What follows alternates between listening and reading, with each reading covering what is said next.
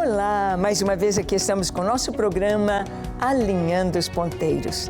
Isso mesmo, trazendo você junto conosco para dentro das Escrituras, para estarmos bem alinhados com a vontade de Deus, com a Palavra de Deus. Estamos passando pelo livro de Atos, versículo por versículo, e já estamos no seu último capítulo. Vendo a história da igreja, vendo como tudo começou, vendo os primeiros mártires, vendo muito da história de Pedro e da história de Paulo. Sim, no finalzinho da história de Paulo, no finalzinho deste capítulo, nós estamos com Paulo indo como prisioneiro para Roma. E no programa de hoje conversaremos sobre um momento especial desta viagem em que param em determinada ilha e vamos ver a obra de Deus na ilha de Malta. Será que Deus tem coisas a fazer com um prisioneiro a caminho de Roma? Vamos ver. Deixe o seu coração aberto, pronto para ouvir o Senhor, pronto para deixar que Ele fale ao seu coração, à sua alma. O programa Alinhando os Ponteiros já começou.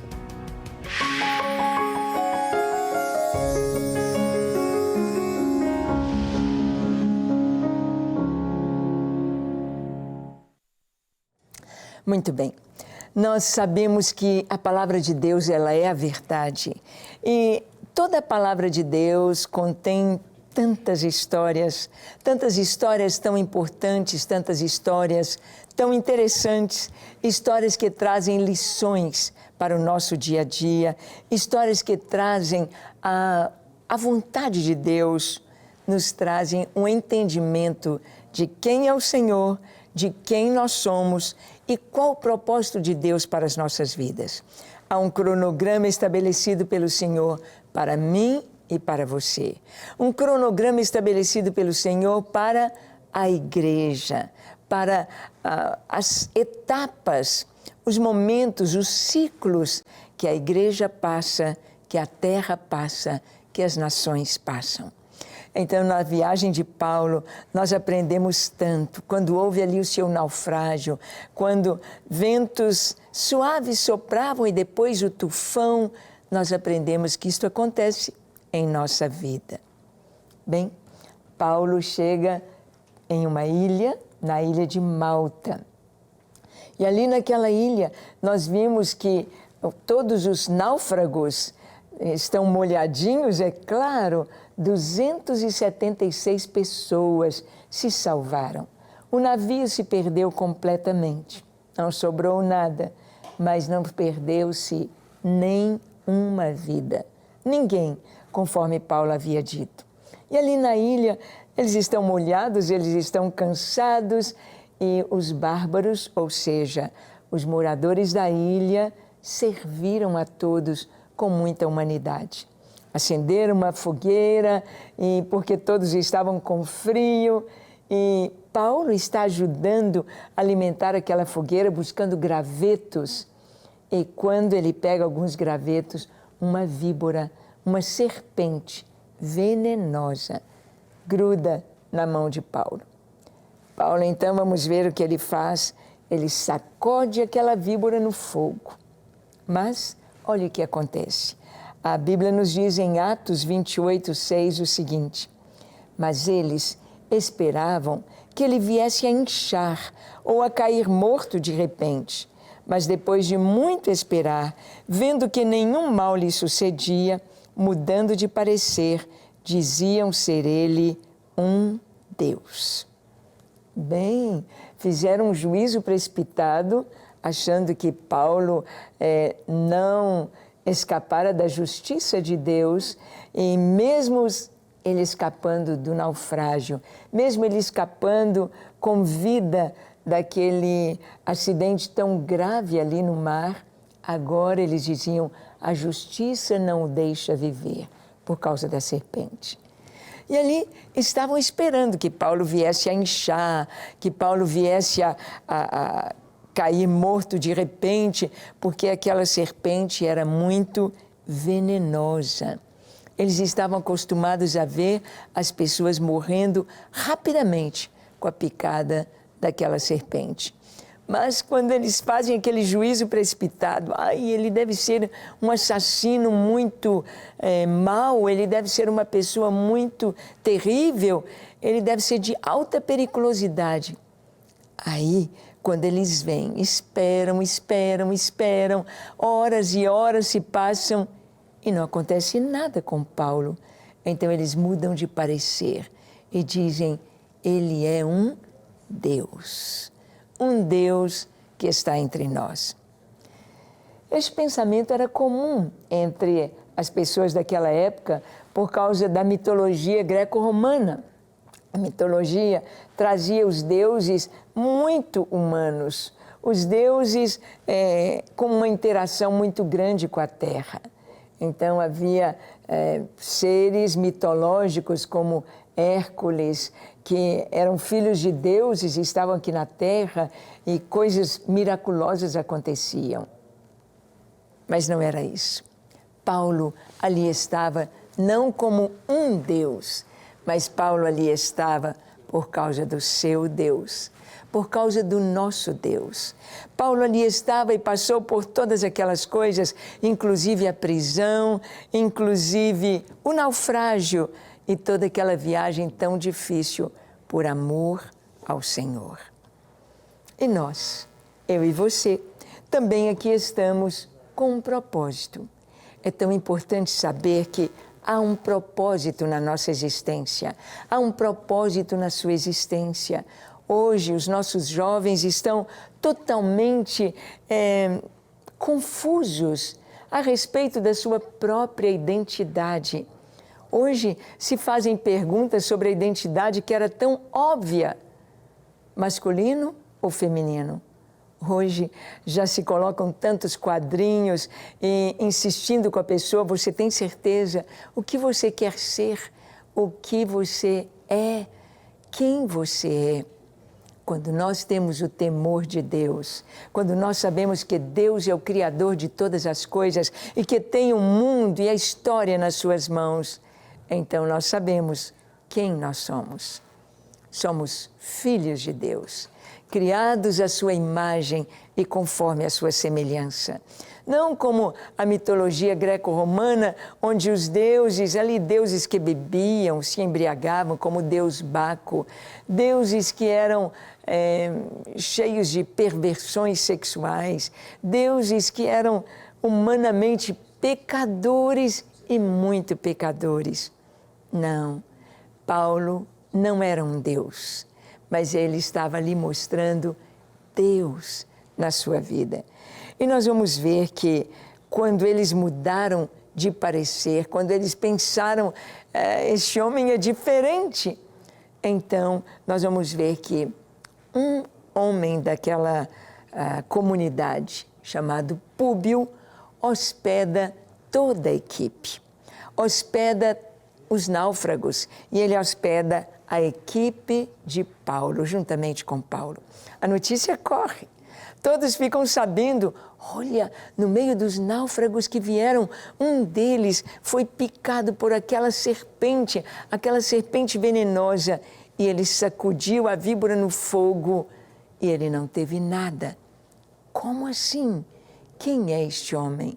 Quem é este homem? A notícia corre. E ali naquela ilha havia uma comunidade, uma cidade, havia um povo que morava ali. No livro de Atos fala que eram bárbaros, bárbaros porque não faziam parte do Império Romano.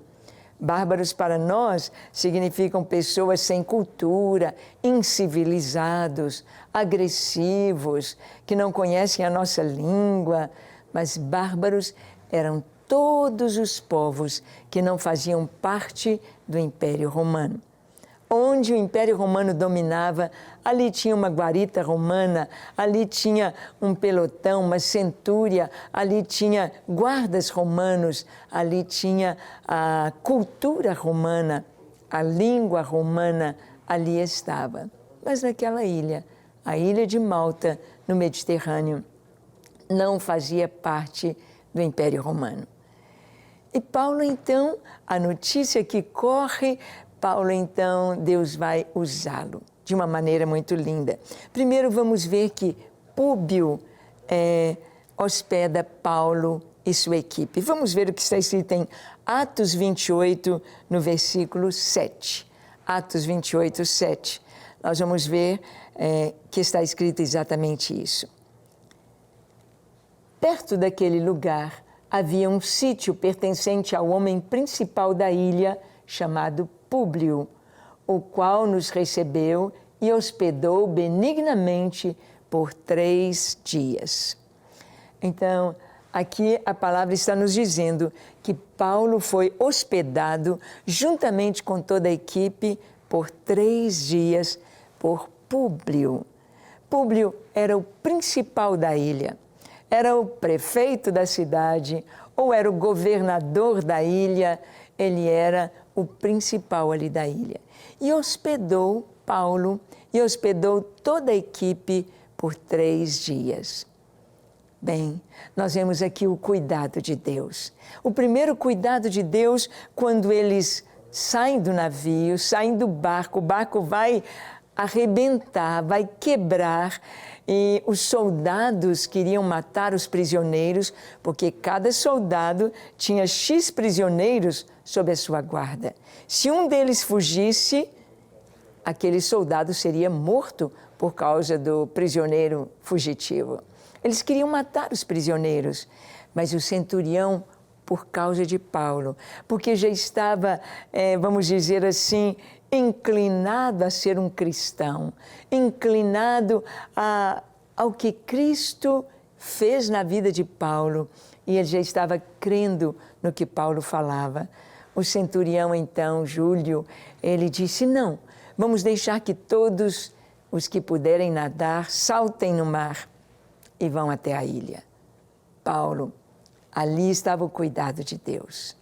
Não sabemos se ele foi nadando ou segurando em tábuas, mas o certo é que todos chegaram com vida, todos escaparam ali. Foi o primeiro cuidado de Deus. Ao chegar na ilha, o segundo cuidado de Deus é permitindo que as pessoas ali daquela ilha os tratassem com humanidade, os tratassem com solidariedade. Então, preparando calor, uma fogueira, o fogo para aquecê-los.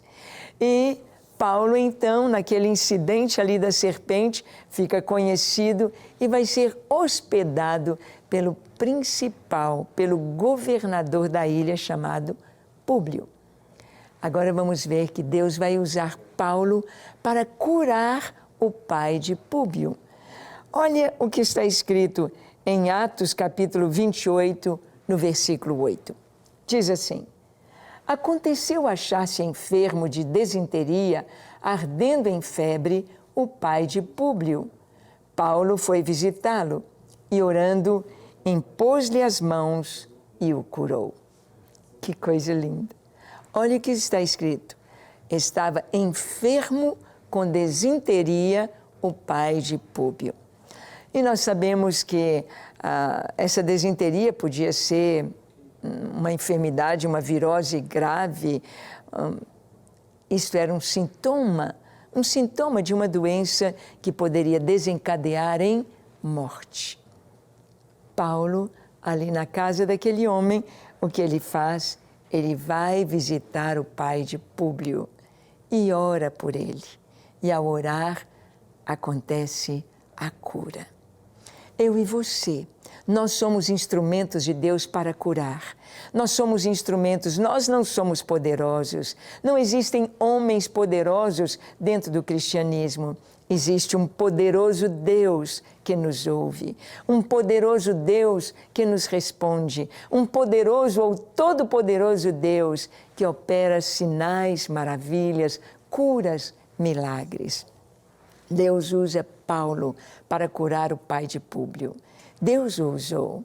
Você já foi usado por Deus para que alguém fosse curado? Você já foi usado por Deus para que alguém fosse abençoado, experimentasse um livramento, ou para que a bênção de Deus viesse sobre a sua vida, a sua casa, a sua família? Você tem sido um instrumento nas mãos do Senhor. Para isso, nós somos cristãos.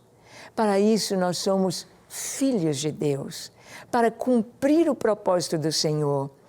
Em Isaías 61, a palavra de Deus nos diz, profetizando sobre Cristo e sobre os cristãos, os filhos de Deus, os ungidos por Cristo, para Cristo, em Cristo. O texto diz que o Espírito do Senhor Deus está sobre mim. E Ele me enviou para libertar os cativos, para curar os enfermos, para abrir os olhos aos cegos, para levantar os aleijados e para anunciar o ano aceitável do Senhor. Nós recebemos Cristo como nosso Senhor e Salvador. Recebemos o Espírito Santo sobre nós, que marca as nossas vidas, que é o selo, é o penhor da nossa herança, o penhor da nossa salvação. Não para apenas nós ficarmos gozando e nos alegrando com a presença de Deus em nós. Não para apenas termos essa sensação tão maravilhosa da presença de Deus, essa alegria, esse gozo, esse fogo que queima dentro de nós, que nos limpa e que nos traz plena paz. Não é só para nós, mas é para sermos instrumentos nas mãos do Senhor. Instrumentos de vida, instrumentos de paz, instrumentos para abrir os olhos aos cegos, não apenas fisicamente, mas também espiritualmente, para levantar os coxos e aleijados, para que possam andar, para que possam viver. Sim, não apenas no sentido literal, físico, mas também no sentido espiritual. Nós aqui estamos para trazer as pessoas a agirem em favor do Evangelho, a cumprirem o propósito de Deus, a irem por todo o mundo também pregando o Evangelho a toda criatura. Somos usados por Deus para abrir os olhos aos cegos, levantar os coxos e os paralíticos, os aleijados, mas também para pregar, para anunciar a palavra de Deus, para libertar os cativos das suas ideologias erradas, os cativos de religiões falsas, os cativos de Satanás, cativos do pecado, cativos pela mentira, pela maldade. Sim, Deus nos enviou para isto, para libertar. E nós vamos ver que a obra de Deus é feita ali na ilha de Malta. Deus usa Paulo para cumprir todo este propósito. Deus o usa para que as pessoas possam conhecer e saber quem é o Senhor. Os milagres acontecem quando você ora, não para que você seja conhecido, não para que as pessoas dizem, uau, veja como ele é um homem poderoso, veja como ele é um homem diferente, ele é um grande profeta, é um grande homem de Deus. Não. Eu me lembro que no livro do Watchman Nee, ele conta como foi visitar uma irmã que ele ouvira falar muito dela. Ela era muito usada por Deus e Deus fazia curas, Deus fazia milagres através dela e da sua oração. Então, quando ele se chegou àquela irmã, ele disse, olha, eu estava esperando este momento de conhecer esta grande mulher de Deus. Ela disse, não, você está diante de uma pequena mulher de Deus, mas de uma mulher que tem um grande Deus. Ele é grande, Ele é o Senhor. E nós vamos ver a obra que Deus fez ali em Malta, em Atos 28, de 9 a 10. Nós lemos assim. À vista deste acontecimento, os demais enfermos da ilha vieram e foram curados, os quais nos distinguiram com muitas honrarias. E tendo nós de prosseguir viagem, nos puseram a bordo tudo o que era necessário. À vista deste acontecimento, que coisa tão linda!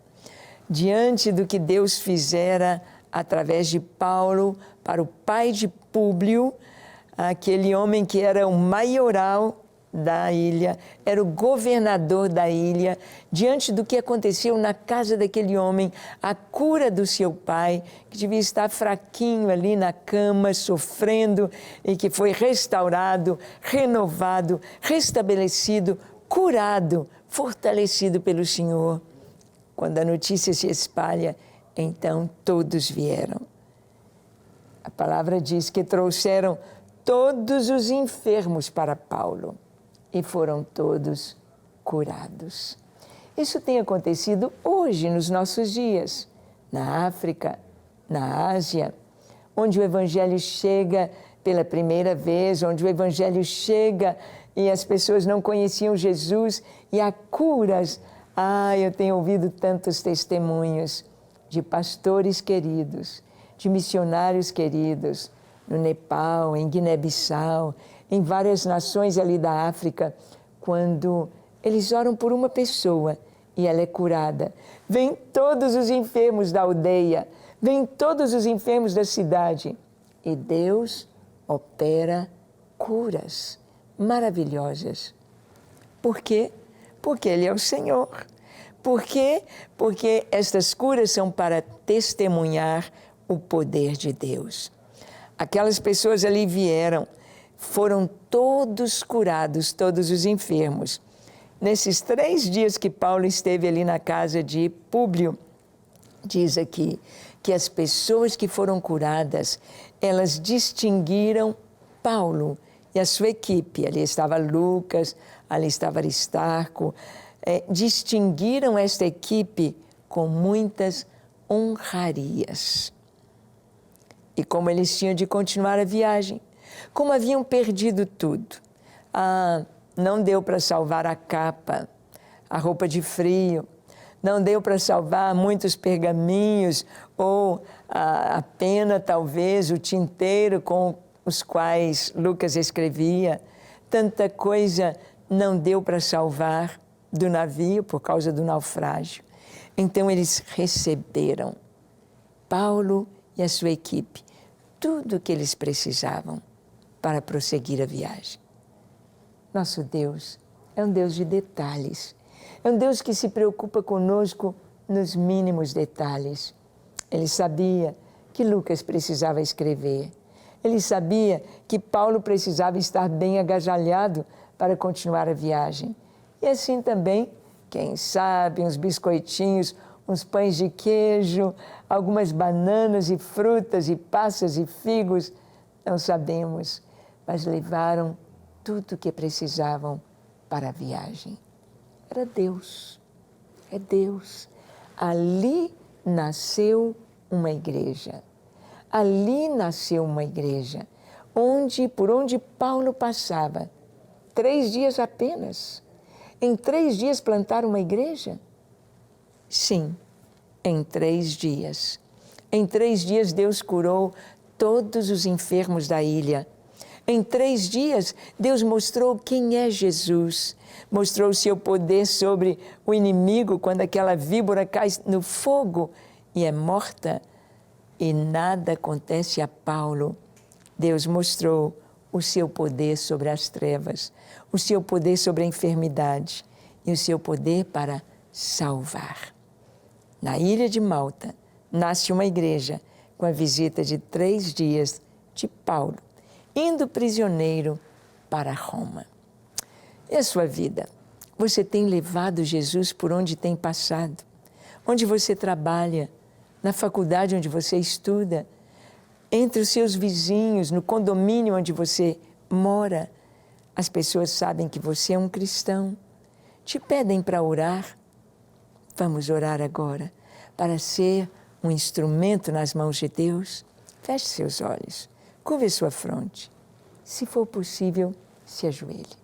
Ore comigo dizendo assim: Senhor, eis-me aqui em Tua presença. Eu abro o meu coração, te peço perdão pelos meus pecados. Lava-me, Senhor, limpa-me, purifica-me de todo pecado, de todo mal. Dá-me um coração novo, puro, na Tua presença.